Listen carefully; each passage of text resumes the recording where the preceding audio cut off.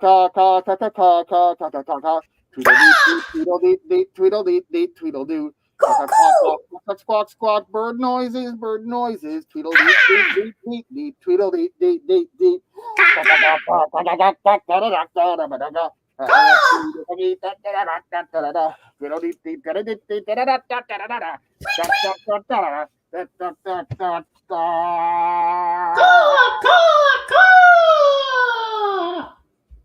Tweet, tweedledee.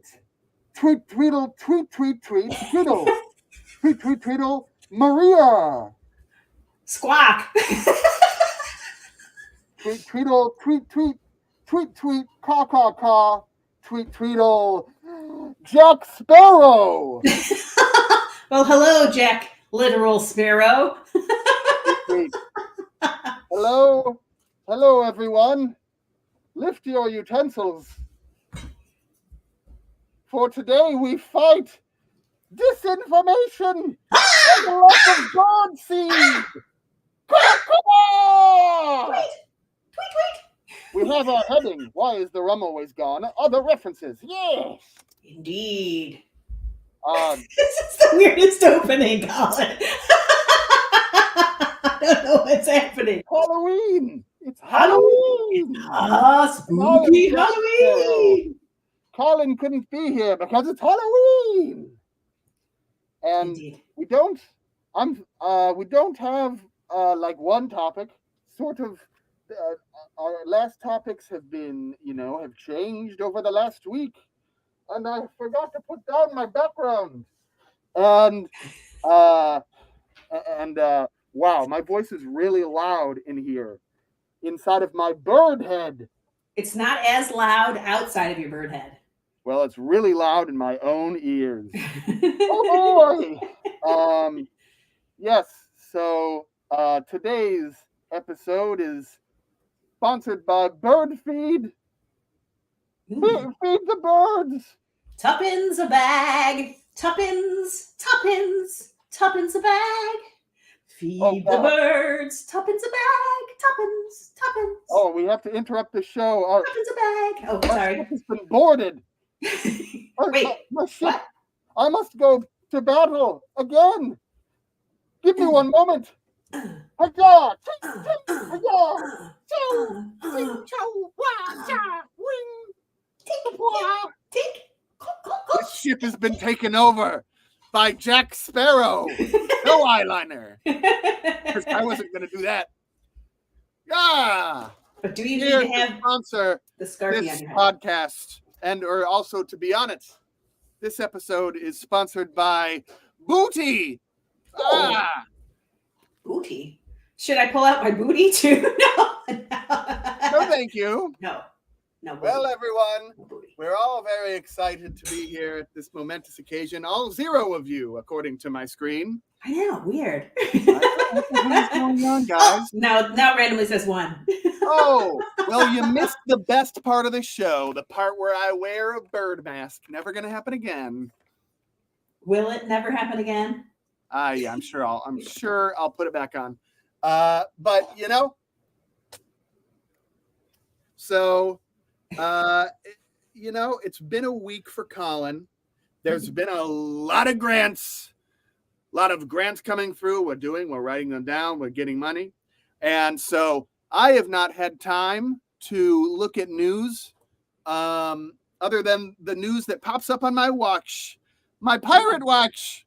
Oh, But I am delirious. I also have a pirate watch. There's something about the written word, and specifically writing about how important preparing for school shootings is, and writing about that for hours and hours, that makes you a little crazy. So is that what you've been writing about? Is shootings? Oh God, so many grants about school shootings. It's terrible. It is terrible, but I think we both understand why you're writing those grants. As does anybody who's actually had the chance to look at their news beyond what shows up on their pirate rock watches. Yeah. I mean, look, every school in this country has a fire alarm, and yet, what are you more likely to die of at school in the year 2023 a fire at school or a mass shooter. Let me tell you, it's a mass shooter. So it's been a mass shooter for a long time. Indeed. Fires at schools killing kids, not very common. So, but you still got to have them. You know what I didn't think was common, but I'm starting to wonder is bus drivers losing their mind? Because the number of videos that I've seen of bus drivers this year that are either refusing to let children on their bus because the children are violent, and we're talking like violent 7-year-olds that they won't let on their bus, or they won't let kids off of their bus, even though the parents are there and like literally chasing the buses down. And children are trying to climb out of windows and jump out of emergency doors and stuff because bus drivers are losing their mind. It's just something I think we need to watch out for. Like, what's going on with the mental health of our bus drivers? You know, it's not a competitive job. Yeah. Because who wants to do it? Not me. I don't either. But I mean, Dad loves driving, and I kind of feel like he doesn't want to do it. No, because children are hard to deal with. I mean, I think there are some schools where they have aides on the bus, that are there to really help with the discipline. And because how do you drive a bus and then also monitor that many children? Pretty difficult. So sometimes there's aides on buses, and if there's not, then you kind of really do have to have some level of rules on there so that you don't have violence and chaos on the bus. But sometimes it feels like it's the bus driver that is the violence and chaos. But I don't know, man. I don't know. We just need to watch out for bus drivers. Something about bus drivers that they're an authority figure, but they're the only one on the bus. They're visible, but they still draw the ire of. I know you're talking about kids, but meth addicts and stuff. It's like a real problem in New York. They have to seal those bus drivers in because people just want to kill them. People just want to kill bus drivers. So I don't know. This seems like it's one of those jobs that are so undesirable that only people that need the job are going to go after them. But then they're also so quote low skilled that we're unwilling to pay for the service. And so, I mean, the combination of those two factors are going to be, you're going to get a lot of crazy bus drivers. I think you have to be a crazy bus driver. I mean, you have to, or just a no nonsense bus driver, right? One that's going to put up with nothing. But it's just so risky. It feels like when you're actually a school bus driver and you're dealing with people's children, people will lose their minds if you either do not treat their children like beautiful angels when they're actually demons, or I mean, I don't know. It's just an impossible scenario. But I digress. Really. We're talking about, okay, are you frozen or is it me? Who's frozen? I don't look Colin, frozen you to me. appear to be frozen to me. Here, you sound kind of weird too. Uh-oh. There we go. That's better. All right. That's better. Go That's get better. Some tortillas. Okay, you get tortillas. I will talk about a shooting that has just happened in the news this week. It happened yesterday in Maine. I believe his name is Robert Card. He's a 40-year-old. He seems to be a gun instructor of some sort, but he's also an Army reservist, 20 years of service, being a reservist. He's never seen combat, but I think in July, since he's a reservist, so he has to periodically, drill with his platoon, with his group of people, right, as a reservist. And when he was doing that, the commanders on the base thought he was acting not right. And so they basically called the police on him and said, this guy needs to be evaluated. And so he spent, 2 weeks in a mental health facility in July because the military said he needed it. So that's kind of startling.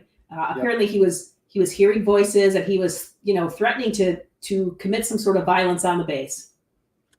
Anyway, he got out and instead committed violence upon random civilians at a bowling alley. And then he left, and I believe he killed about 7 or 8 people at the bowling alley. And then he and wounded many others. And then he drove off and he ended up at a bar and grill and killed a similar number of people there. There's also some reports that he was at a Walmart distribution center, but like if I go to Reuters or the AP, I'm not hearing the Walmart portion. So if you're getting information on TikTok, they're saying that 22 have died, but if you're getting it from Reuters or the AP, it's at 18. Both numbers significant, really, for a mass shooting, and a mass shooting that, you know, he went to multiple places. So it's a curiosity.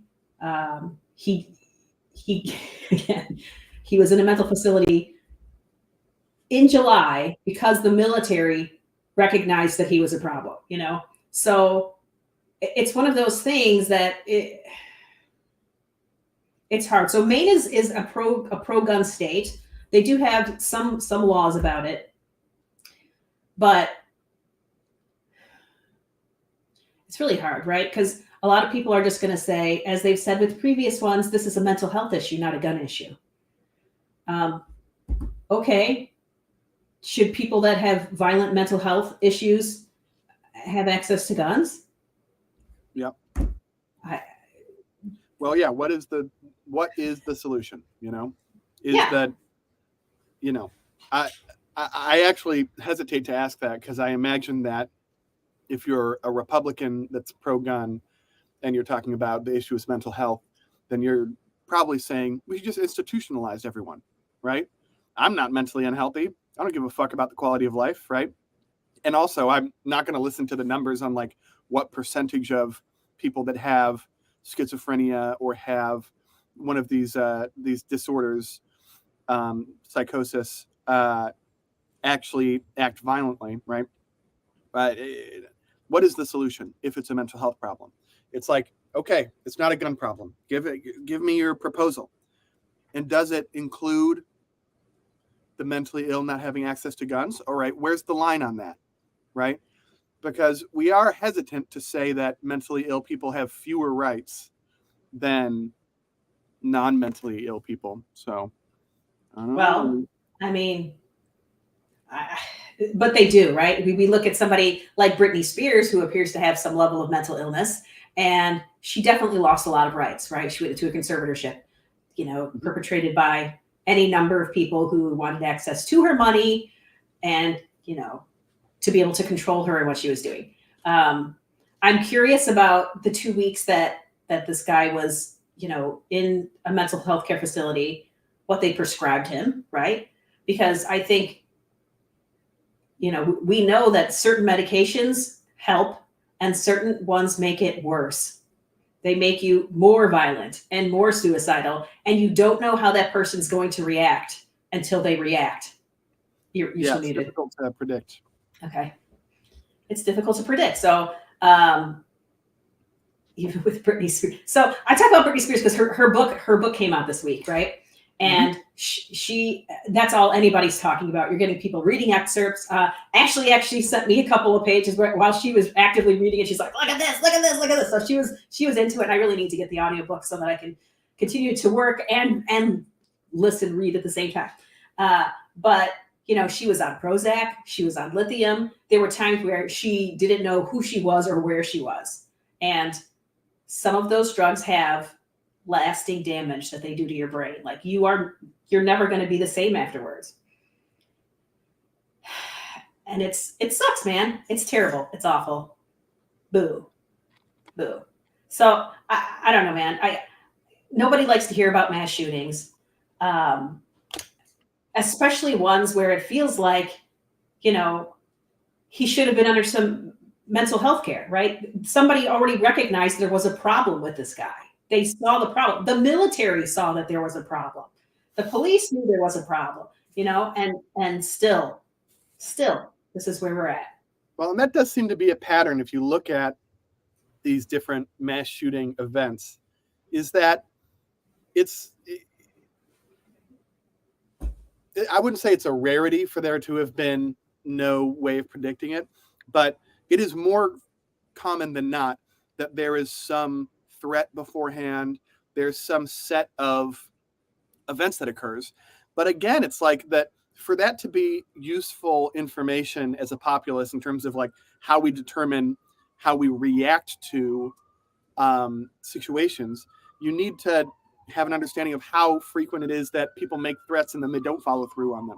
How frequent is it that somebody has a breakdown and they're able to, access healthcare and then uh, get some sort of quality of life back from it? What are the outcomes? It's like when there are these individual cases where it's clear that there were warning signs, it's very easy to say, well, something happened and there were warning signs, so we should have known.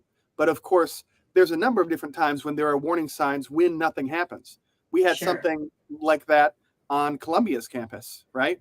Where there was a guy that clearly was mentally deteriorating and was paranoid and was making some really sketchy Snapchats and stuff. And I think that people actually probably behaved in the most reasonable way around it, which is there were people that were nervous, that stayed home, and then I think that he was apprehended on campus, but it didn't seem like he was prepared for some sort of attack. But he did have a countdown, which is one of the common like big warning signs, right? But of course, there's just the reality of what do you do after, right? Okay, he was making this threat, but clearly he wasn't able to, or wasn't going to follow through on it based upon what he was recovered with. He didn't have, weaponry or whatever. Well, obviously he's expelled. But then what do we just like go, all right, well, you're clearly crazy, so bye. That does seem to be what happened. Look, you have no visibility as a student or as a member of the community on what happens. All we know is that about a year later, he died. So by his own hands, or we don't know. It certainly seems like a good guess that that's what happened. But, in these individual circumstances, it's very easy to say afterwards with the benefit of hindsight that we should have behaved in a certain way. But how common is it in a community for you to have somebody that acts this way? I'd say it's pretty common. They're like mental health issues are not infrequent. We have a society that's pretty good at kind of bottling them up and putting them away, but occasionally things seep through the cracks.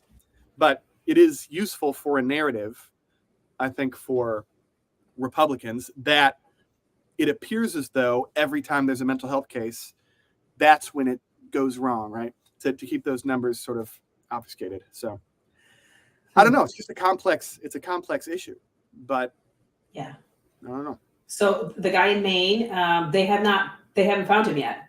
So they know who he is. They know what his various vehicles are, down to his boat and his motorcycle, they know all that stuff, and they have not found him. So, there is a certain level of, shelter in place orders going on still. And it is curious because I guess I would have assumed that he offed himself somewhere. Like that would have been my assumption. But yeah, that seems like a greater than 50% chance. Yeah. He did this thing and now he's doing. You having a whole taco? Or anything? Yeah, I'm making salad tacos. No, they look yummy. They are, but I was planning to have them after, and then Ellie made the good point that the salad is already dressed, and so if I wait an hour, it'll be gross. And so now you just have to deal with me eating on camera.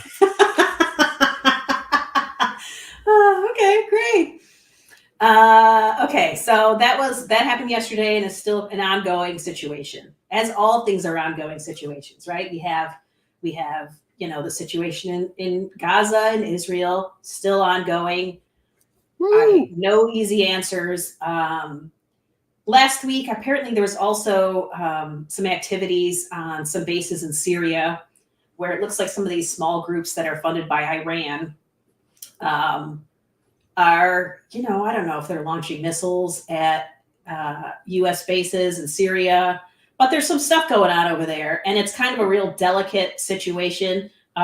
We've got the U.S. Navy moving some of its large, carriers and carrier groups into the region, which was already happening because of Israel.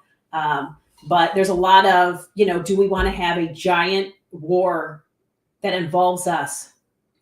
It feels like they're purposely trying to poke the bear and force the U.S. to react in a bigger way than just supporting Israel. So it's just one of those things we got to keep an eye on. We're not hearing about it quite as loudly in the news in America as in other places, saying that basically we're at war with Iran and Syria right now, which we aren't. But, definitely there's some stuff going on that we have to keep an eye out for. So I just wanted to throw that little tidbit in. And we also have to keep an eye out for the fact that it does seem like some of these extremist groups' strategy is at the, to the detriment of the people that surround them, that they would engage with these these huge powers in order to stay in power, because they're the area of last resort. I mean, it is so hard to explain in the weeks after a ceasefire agreement that Hamas would intentionally create one of these attacks that is as grotesque as it was and was documented the way that it was. It's like they're not idiots, right? Certainly, it seems like the purpose of this would be to create some significant attack. So is the arithmetic there that they expect Israel's response to be so significant that Iran will fully join in the war, and then, they hope that Israel is eviscerated in that?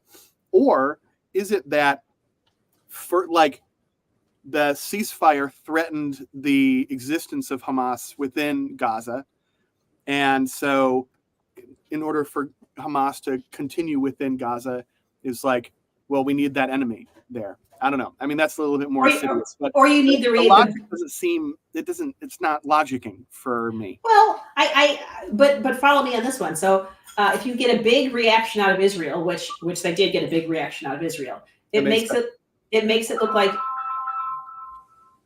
I don't have time for this right now. It makes it look like Israel is the bad guy, right? Picking on poor little old Palestine. You get that big reaction because it's going to be so much bigger than where we started. And so then that shines a light on Palestinians. It gets sympathy from certain people. And I mean, right now we have tons of people protesting on the White House lawn, at the White House in general, at the Capitol buildings, about freeing Palestine, as if we're the ones that are controlling that. But because we have a certain level of influence in the world, it's a curiosity. But we funded Israel significantly, but even that arithmetic doesn't make sense to me, because in advance of this attack, if you polled liberals, I'd seen that among liberals, support for Israel versus support for Palestine 20 years ago was 87% Israel and 6% Palestine, some I don't know, right? Mm-hmm. And it had recently crossed the threshold where among liberals, empathy for Palestine was greater than empathy for Israel. And yet if you poll that in the course of a couple of weeks, among all of Americans, including liberals, now Israel is the more sentimental figure. I mean, you're seeing significant protests by Palestinians, but you also saw significant protests in the immediate aftermath of the attacks on Israel. It seems pretty clear to me that there had been real headway made in terms of inside of the country that supports Israel most significantly, which is the United States, that within that, a contingency of people that had grown to empathize with the Palestinian cause had been created, and then was immediately smashed by the incredible evil of the attack on Israel. And now we've reversed, I don't know, a decade of pro-Palestinian progress. Have we? I mean, I don't know. I don't know if we have or we haven't, because some of the stuff that, I mean, it's just really hard to wade through the disinformation and the things that maybe originally were getting people on Israel's side. Some of it is, not all of it's true. So it's impossible to wade through everything. Not all of it's true, but a lot of it is true. Some of it's true. Yeah. I mean, you can watch videos. There's parts of it that are disinformation. But what are the videos like? But is the video of what it says it's of, or is it of something totally different? And we're now attributing it to this incident when it was a totally different incident. So there are videos of the festival. Oh no, the festival. I think the festival had. Yeah. There are videos in the kibbutz. There are videos of burning families. There's that. Sure. There are enough videos of grotesque stuff. Now, there are also like a couple of beheading videos that are definitely not real. There are some beheading videos that seem to be real, but then as soon as some of them were fake, it got confusing. There was certainly a video of an attack that claimed to be the hospital attack that wasn't. There's disinformation there. But the stuff that is real is grotesque enough to, and just I mean, it was 1,400 people. There were civilians were expressly targeted. That video, that audio of the phone call of the I have not heard it. So bro, that shit, it's just depressing as fuck. I mean, it's another level. There's also a video of a kid getting killed that I have not watched, but has been shared. It is interesting to me also the political ramifications right now. A lot of like hard left people are like now anti Joe Biden. They're like, I won't vote for him, and you've got other people that are not as far and going. Like I get that you're not happy with the decisions he's making with regard to Israel. However, that not voting for him isn't the solution. There's not especially because he was more of a voice of reason than I would have expected in the immediate aftermath of the attacks, urging caution. I mean, America is clearly flexing its influence in order to slow the ground invasion. Now, I think part of that has been convincing Netanyahu that it will be bad for him to do it, but it's just slow your roll. None of us knows nearly enough about this conflict. It's huge. It's been going on for so long.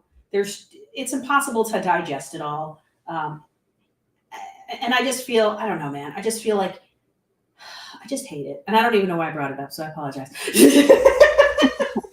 But it's still the news this week. Okay. In other news. Okay, so we have a Speaker of the House. Woo! He said woo. Okay, so we went through many iterations over the last few weeks, with the Republican Party just really, really struggling to find somebody that they could all agree on. And, we've only got, maybe a few more weeks before they have to come up with a new budget or the government closes. So, they went through, Jim Jordan and some various other people. Jim Jordan, he's a denier of the election. And he was really bullying people and bullying their wives to try to get people to vote for him. And it just kept getting worse and worse and worse. And they finally had like a private vote, and it kicked him out of the running. And then they had a couple more days of voting for people, and they arrived on another guy, and then they couldn't agree there. And then so they finally got a vote where every single Republican voted for Mike Johnson, who is from Louisiana. He is pretty much exactly the same as Jim Jordan, if not worse, but he's quieter about it because Jim Jordan is, he's like a pundit on Fox News. He's on Fox News like twice a week, man. Yep. So, and Mike Johnson isn't. So he's a quieter version. And I think that might have been how he managed to get every Republican's vote, or the fear of what's going to happen, because we are very close to election time for a lot of these representatives. And while, if you're part of the Freedom Caucus, chaos and making the federal government look ineffective is the goal, so they don't care. But if you're any of the other, Republican representatives, you do want to get back to business. So we arrived at this guy. He's one of those guys that has been trying to push for, basically a nationwide abortion ban. He wants to decentralize the government. He's, pretty anti-Medicaid and Social Security. Like all of like the worst parts of the Republican Party, he is all of those things. He has once said that basically we wouldn't have to have all of these abortion bans if women would just do their job, and start spitting out more workers. He said it out loud. That is our job. We need to be creating more workers. I want to And hear that clip. we wouldn't have to get rid of Social Security if women were making more workers. So it's so he's that guy. Just so you can know what to expect in terms of what his agenda is when he puts forth the plans for what bills are going to come before him. I personally would expect to see more time wasted on impeachment-related inquiries, things that are an absolute waste of time. I would love to think that he's going to get to it and get this budget situation taken care of, and he might, but I would also expect some time wasting. What we can hope for is, because the election is happening here in the next couple weeks, that we understand that in January there will be different people hopefully filling those seats, and we will see, will the Democrats get a majority because of this time period of absolutely wasting America's time? Will that change people's mind, or is it going to be a double down situation? It all depends on your spin, because there's plenty of people that believe that, this entire situation is Democrats' fault for not getting along with the Republicans and trying to help them elect a speaker, which is idiotic. They have no responsibility to elect a Republican speaker. They don't. Now you can say, That's not how it works. Yeah. It's not how it works. But you could say, hey, but they owe it to the American people to get back to work and to do that stuff. It's like, well, sure. But they also owe it to the American people to not have somebody like Jim Jordan or Mike Johnson being the person who's deciding the agenda and what comes before the floor on the House of Representatives. Yeah. So that's in my mind what we should be looking forward to is more impeachment inquiries. I just wish that they had sort of surveyed the environment, the potential speakers, because it seemed like there were a couple moderate-ish Republicans in there. There were. Okay, so Democrats would have just been like, "Yep, that one. All right." Well, but it wasn't their business, right? Because all these things were happening behind closed doors in the the Republican caucus. So they weren't really getting that; those conversations weren't really being had with them. So there were 9 people that were nominated, and of them, only 2 of them were not deniers, right? Were not ones that didn't want to certify the election. There's only 2, yep. And again, the Democrats don't get to decide who the Republicans actually pick. They did that behind closed doors before they brought it and knew what the answers were going to be, which is the way it is normally done. You normally know how people are going to vote before you bring it to the floor. Yeah, but I'm sorry, they nominated. Did they not take a vote on the moderates that they nominated? They did. They took many, many votes. And then why didn't the Democrats? They weren't part of the vote. Okay, I'm sorry. So they didn't take a vote on the House floor. They took secret votes that are not part of the actual process. That's what I'm asking. Is like, was there ever an opportunity for the Democrats to be like, "Yep"? No. No. No. And the Democrats obviously are going to put up Jeffries every single time, and they did. But yes, in terms of picking which Republican they would vote for, no, because they're just going to say Jeffries, right? So that was the situation with that. Yeah. I mean, you could just as easily say that the Republicans, that weren't voting for theirs should have voted for the Democrats because they have a responsibility to get us all to work, right? It's like that it all could be just as easily said. It's just that one has all the power. Which is why it's a dumb talking mental point. Gymnastics to blame it on the Democrats. You could blame the speaker being worse on the Democrats, but the fact that there wasn't a speaker,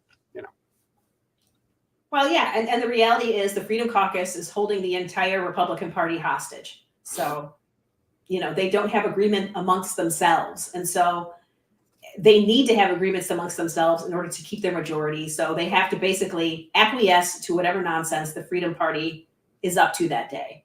And Matt Gaetz specifically, and his goofy, opened mouth face. Well, what do you think the odds are that just say that the Democrats win back the House and keep the Senate, right? Say that happens. What do you think the odds are in 3 years that we're dealing with the exact same situation where there's an extreme sect on the left that is perpetually undermining the majority of the Democrats? On the left, I don't think we would have that happen in 3 years' time. I just don't. Really? I think I'd put it at 50% odds. I feel like I could totally see the same thing happening to us. The only way I see that happening is if we actually find ourselves in like an actual war situation in a more meaningful way. If we end up in actual conflict over there, Yeah. or we start drafting people, things like that. But no, I don't see that happening personally with the For right left. now, the hyper leftists seem to play nice. I don't think that there's it's enough historically hyper been the moderate leftists. Democrats that have been the problem. It's been that West Virginia guy and the Arizona lady, that Cinema. Mm-hmm. So it has been the moderate Democrats that have been a problem, but Or they're not Democrats; they're just Republicans wearing Democratic suits. You know, the wolves in sheep clothing scenario. Yeah, okay. But you understand what I mean. I do. That the attack has been from within the House has been on either one side of the party.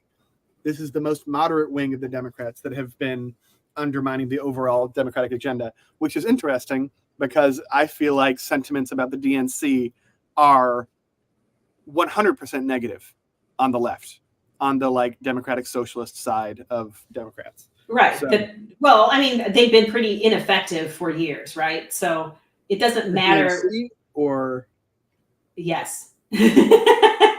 Right. And that's kind of, it seemed like that was the way that they wanted it. You know, they don't want to make big moves. They want to make tiny, safe moves if you're a moderate. conservative moves.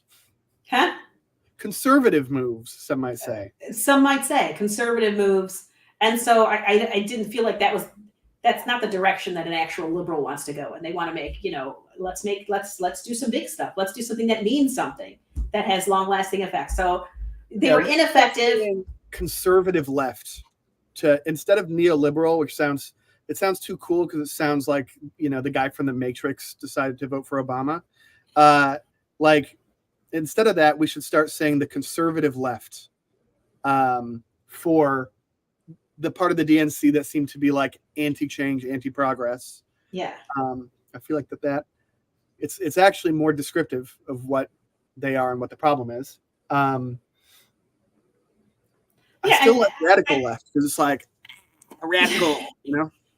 But I do think that the conservative left is starting to see the value in doing bigger things. You know, like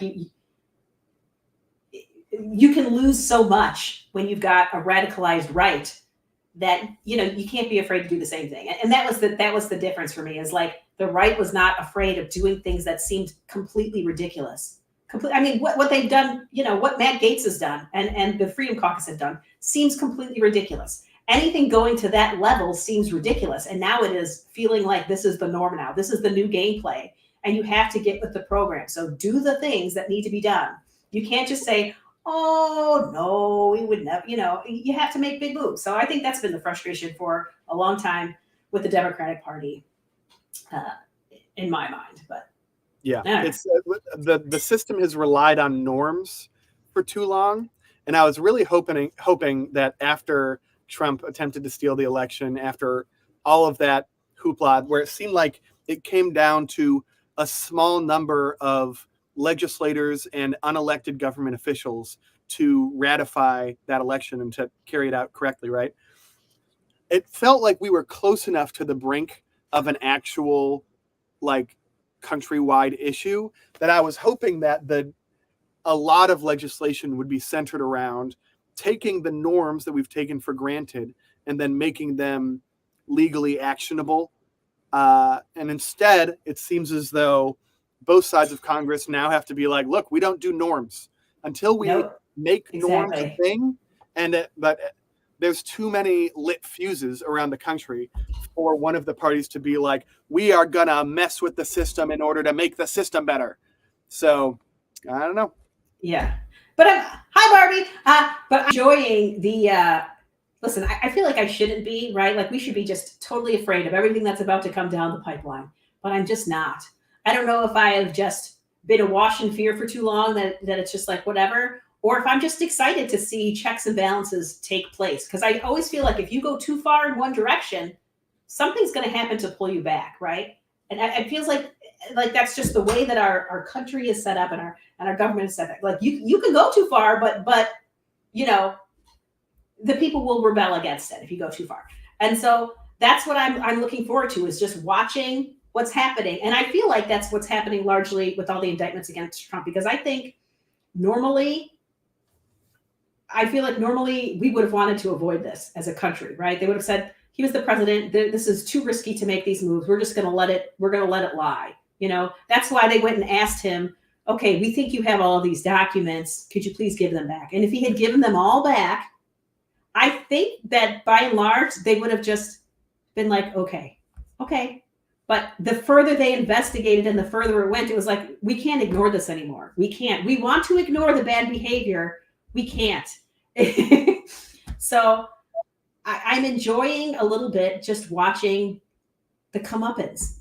I realize that it could be dangerous, but I also feel like there are some people that are opening their eyes and are just not. There's always going to be radicalized people, and it is hard to de-radicalize somebody. But there are people out there that are like, no, I don't care about this guy. Can we move on from this guy? So it did feel like it was more dangerous when he was president and when he was on Twitter and when there was like constant coverage of Trump. There's kind of constant coverage of Trump right now. Yeah, but it's constant coverage of his trials, right? It's not like everything he says. Right? Well, okay, but he just got a little sanctioned there in the court in I think the one in New York. Yeah.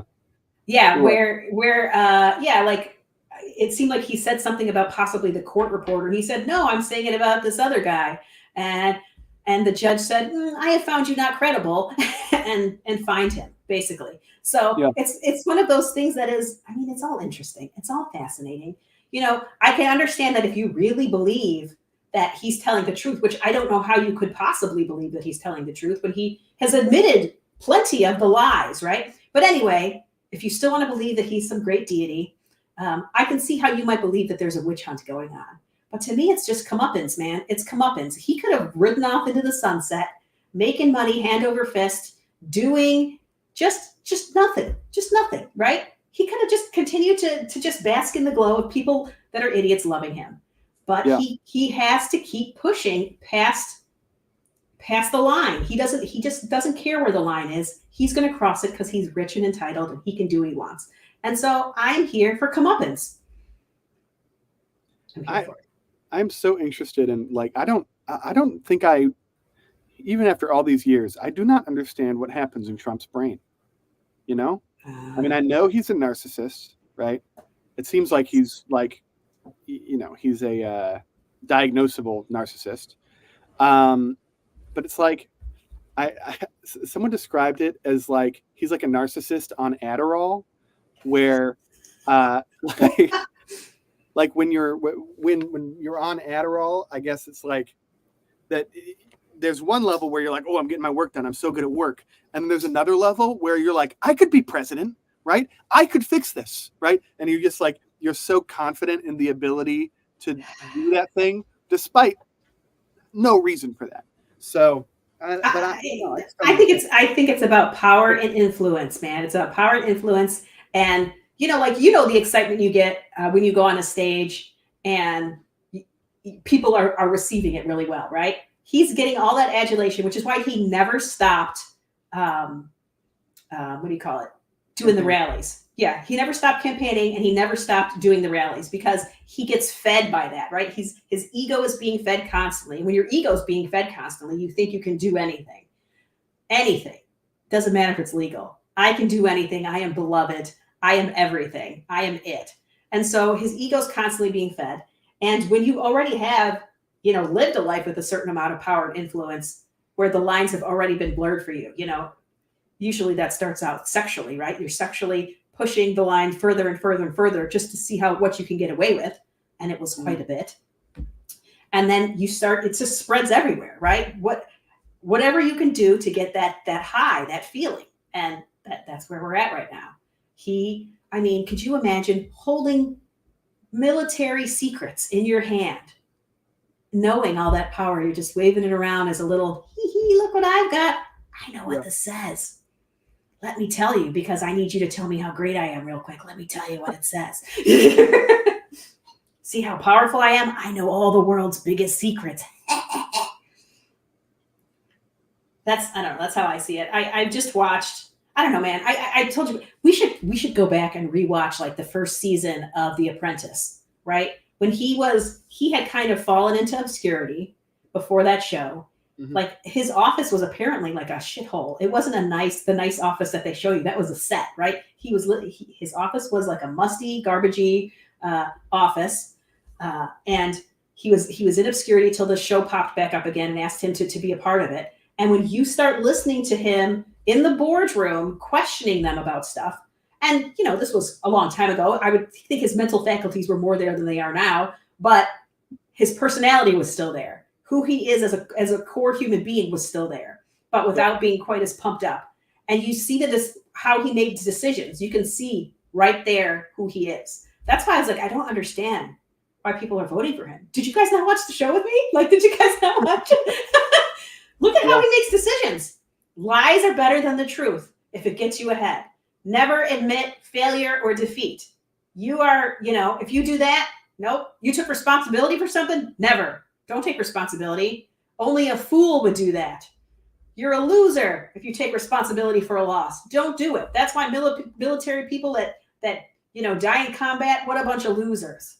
How, you know what I mean? Look at what happened. I mean, you see who he is if your eyes are open. So I just think that people that fall for that must have really grown up in some abusive households with narcissists, and he feels like home. He feels like that love that your mom would never give you. Mommy never told me I was beautiful, but Mr. Trumpy does. I love you so much. Do you know what I mean? That's what it feels like. It feels like these are people that are just so starved and have just lived in abuse and with nothing. And so any little taste of love they can get, man, they will feed off of it. It feels like home. But I could be wrong. All right, this conversation has made me tired. Oh, I apologize. I didn't mean to talk about her either. Britney Spears. So her book came out this week, and just briefly, it's good stuff. Talk about it. We can talk about it. Everybody hates Justin Timberlake even more than they did last week. Yeah, what did he do? What did he do now? He didn't really do anything more now. It's just that. Because now we have moved past just the excerpts being released. Now that the book is released, people are really reading about what he's done. So, we know that he kind of forced Britney to have an abortion, right? But I don't think we knew that it was an at-home abortion. So that's a curiosity. But, whatever. I guess his tour, he was getting ready to go and tour and to release some new music. And some of the beginning dates of that, some of the like smaller venues, kickoff of that have been canceled or postponed. You're hearing a lot of people talk about him that are not Britney Spears and some of the other weird stuff he's done. Cameron Diaz because he used to date Cameron Diaz, and he started dating Jessica Biel without actually breaking up with Cameron Diaz first. Some weird stuff with Jessica Simpson, some weird stuff with that. Just all kinds of just. They're talking about it. Yeah. Well, like some of these old clips are coming out about what happened, or these old excerpts from various things are coming out. And when you put it all together now to talk about Justin, it was like the idea that we gave him a big pass for some of his bad behavior that was obviously bad. But when you string it all together in quick succession, you can see the totality of what a garbage person Justin Timberlake is, which is funny. Yeah, so it's just been more of that stuff. A lot.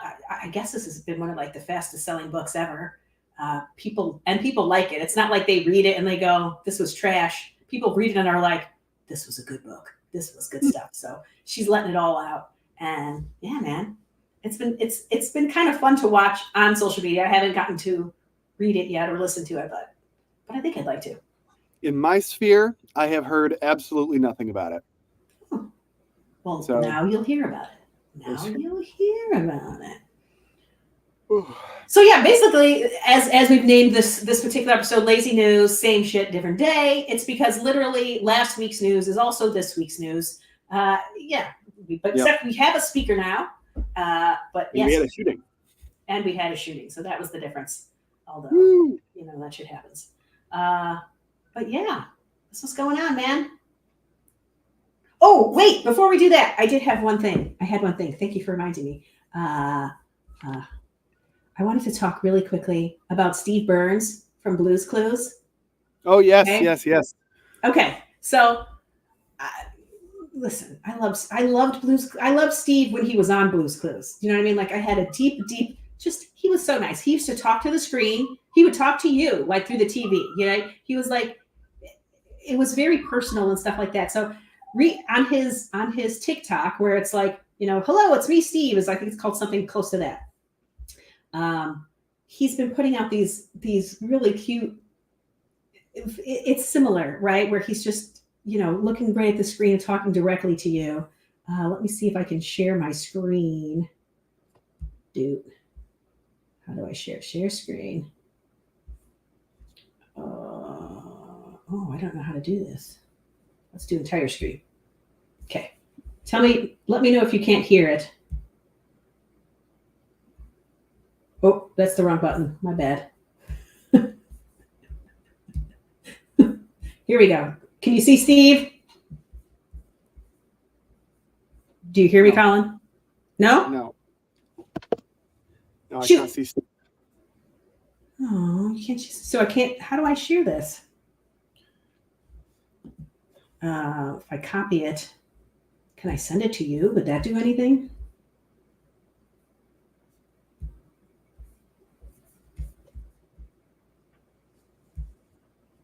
Oh, wait. I understand. I understand what I did.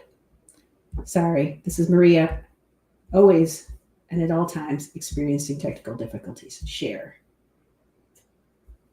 It won't let me share it. Share. Okay, well, it won't let me do it. So I'm just going to send this to you and see if that works, Colin. Okay. What are you sending to me on? Can I just send it on here within this chat? Let's see.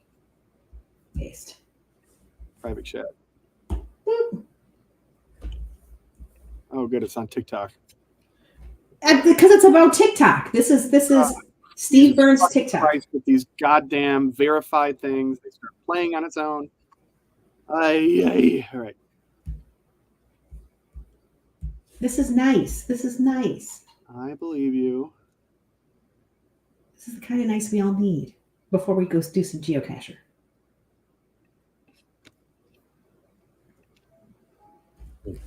Oh, Can you make it louder? the world feels pretty grim. How are you dealing with that? It's going okay, man. I'm doing all right. I'm trying to lean into the simple things in life, man. Things I can control. Look at his face. How he's just looking at you. Just listening. As you just unload on him how you're dealing with the stress of the world today. He's just looking right at you. With his sweet face.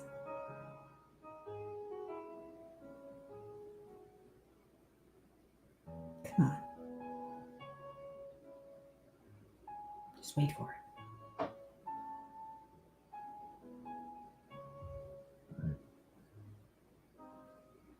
Well, you look great. I just love him so much. Well, you look great. It's just an acknowledgement of just how hard the world is, but you know, you're dealing with it as best you can. That So was pretty funny. I just think we should all follow Steve. Also, I just recently found out that he did the theme song to Young Sheldon, I am a mighty little man. That's him singing that. So with his one of his bands, he's got several. So pretty cool. Let's play some whatever this is. Geocache. GeoGuessr. GeoGuessr. Why do I keep wanting to call it geocacher? It'd be fun to find geocaches on a computer. What are we doing? Sorry, I'm texting. Boop. All right. Sorry, I just have life. It's just lifing right now. All right. Life has a way of lifing. South Dakota. It's not a terrible guess. Just kidding. It's Nebraska. I don't know. Could be. Oh, Manitou Beach. Manitow. Oh yeah, this doesn't look as American. Oh, wait. Look at that blue sign, though. Let me look at that blue sign. Oh. 365. I don't know. This sign does not feel American to me. Okay, but Canada, is that the way their lines are in Canada? White on both sides and yellow in the middle? Yes, this is also how they are in America. Okay.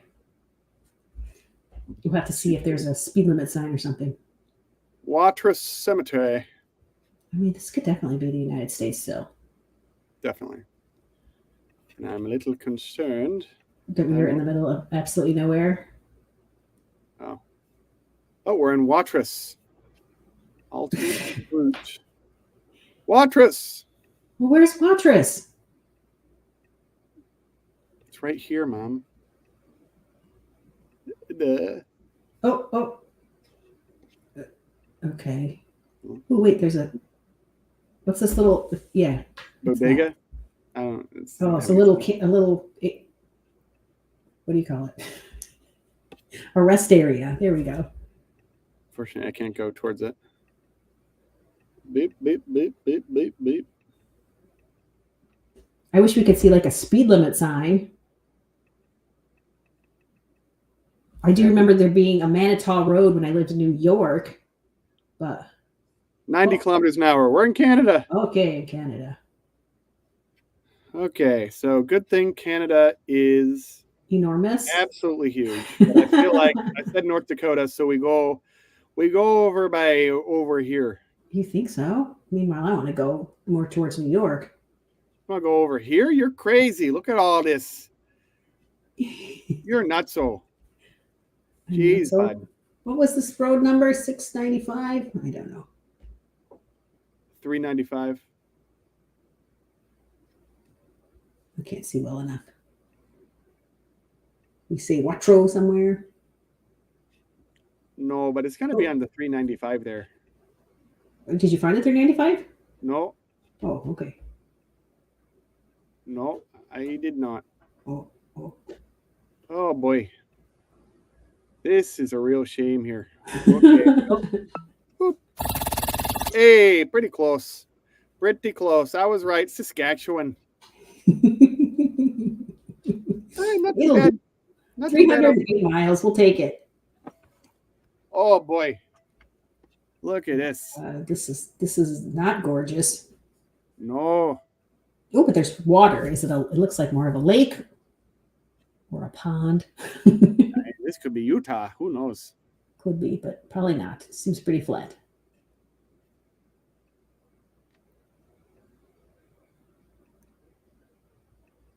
Wow. I do not know where we are. This is trash.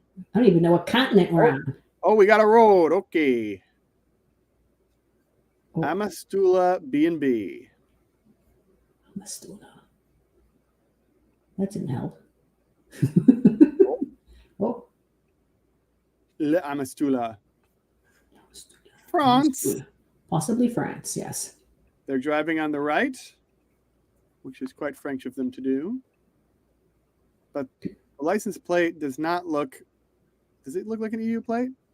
I don't know. It just disappeared on me. I don't know. What was that blue sign?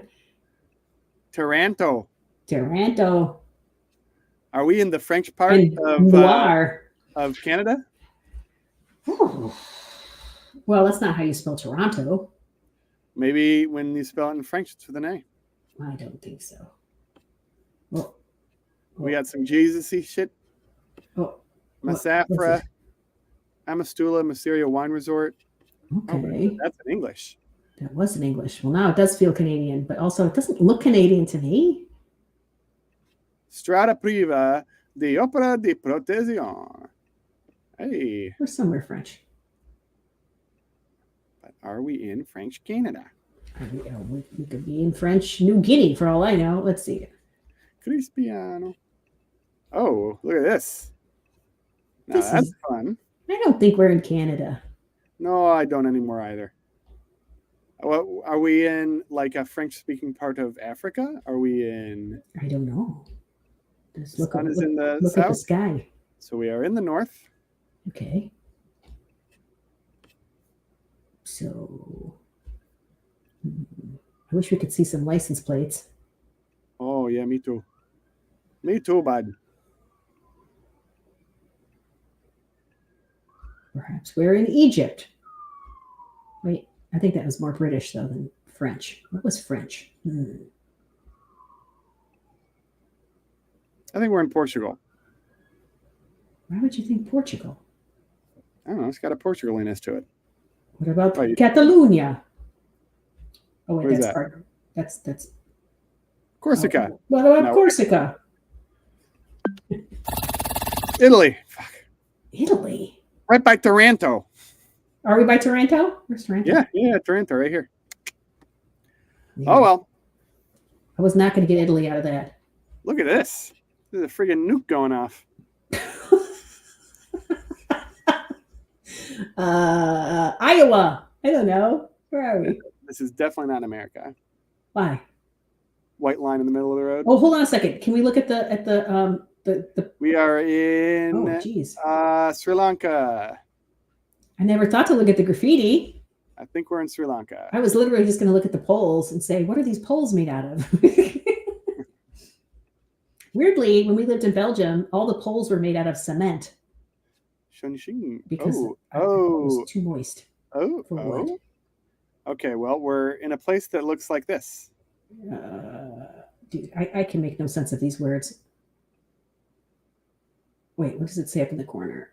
7 rings cement. Okay. 7 rings cement. Shun Ching Group. Okay. I don't think that's Sri Lanka. You don't think it's Sri Lanka? Well, why do you think it's Sri Lanka? Because of the text? That looks like Sri It Lankan. could be parts of India. It could be, or it could. Oh, it's Bangladesh. It's Bangladesh. It's Bangladesh. Okay. It's Bangladesh. Yay, you're only 116 miles off.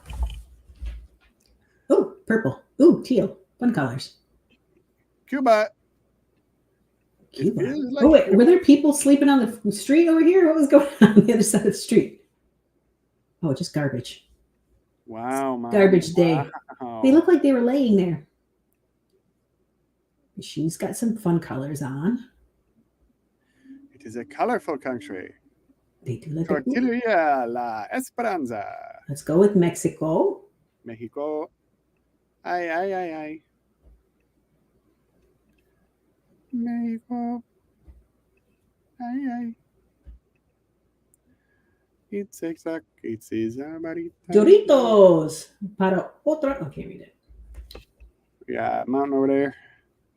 There's a. It seems like there's too many tortillerias. Too many.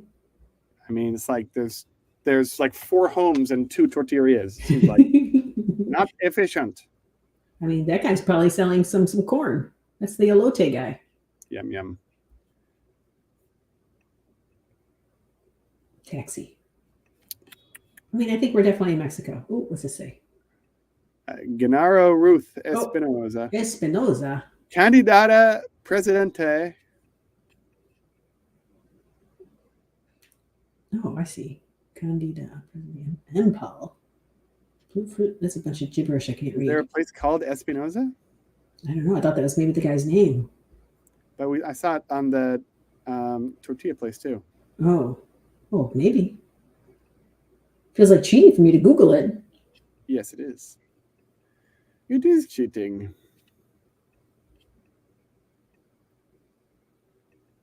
Oh, turn. Okay, actually, any one of these. Corona. Despacito. Okay, turn. Okay. Do. What's on this building? Oh, nothing I can read. Cecilia Montserrat. Nothing you can read. We have a truck. Somebody's house. What's on his shirt, I wonder?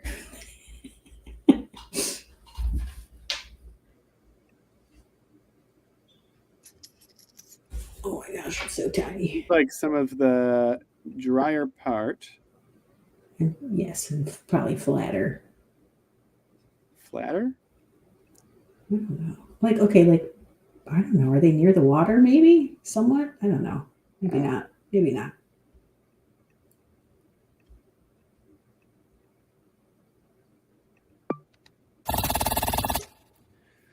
Uh, Where is it? Apatsigan. Well, I don't think we were going to get that. All No, right. it was the middle of nowhere. Come on. Where's that? What? Municipal de Secretaria. Okay. I mean, Cobblestone. possibly still Mexico or South America in general. Oh, wait. That's a long plate, isn't it? Are we actually in It is a long Spain? plate. It says Fatima. It could be Spain. Ooh, what's this one say? Oh, does it say Ecuador? Oh, turn. Keep going. Look. Oh, no, right there. What's that say? Oh, Educación. Secretary of Education. Wait. Look at it again, though. Tururu. Tururu. Ame Porca de Povo. Are we in someplace called Tururu?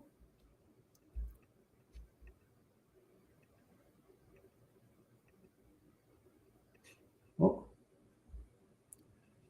Ministerio de Esportes.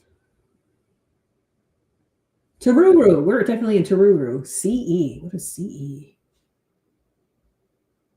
CE. Chile? Chile. Oh, that's a very good idea. Oh, Brazil. Okay, Brazil. We're in Tururu, Brazil, wherever that is. Brazil. Okay, well, let's start looking.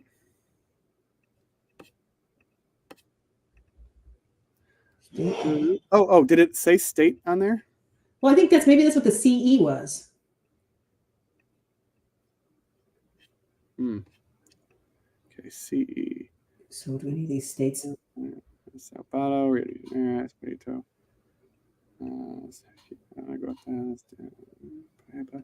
State of Sierra. Maybe. See Richard Boo in there?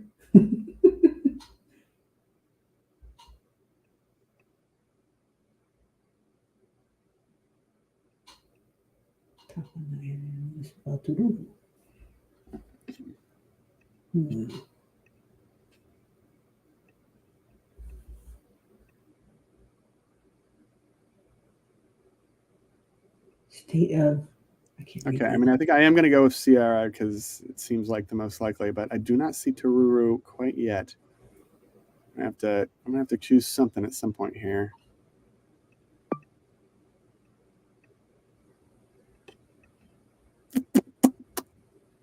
Just pick some. Oh, super close. Yeah. So we got the state right. That's pretty cool. Pretty good. Pretty good. Not our best. Pretty good. All right, I'm gonna lay down. Okay. I know you've had a long day of wrapping up grants, so. Yep, I have, but you know who hasn't? Jack Sparrow. Put on the numbers. Oh, but should we get this thing off the screen? Fine. The numbers. Numbers. There are the numbers.